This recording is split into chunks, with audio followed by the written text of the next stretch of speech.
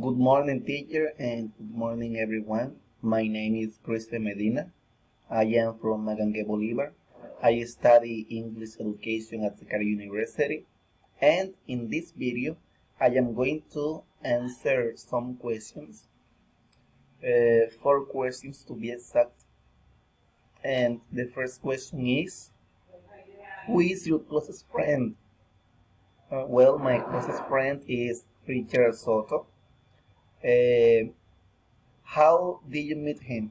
I met him at school. We studied together for many years. We graduated together from high school. The second question is, how many friends do you have on social networks? I have to say that I have many friends on social networks, but I don't chat with many of them because I don't know who they are. I don't know them in person. I don't know if those are fake profiles. And the third question is, who were your friends when you were growing? When I was growing, my friends were Jose Mercado, Luis Miguel, Daniel, and Luis Felipe. We had a great childhood.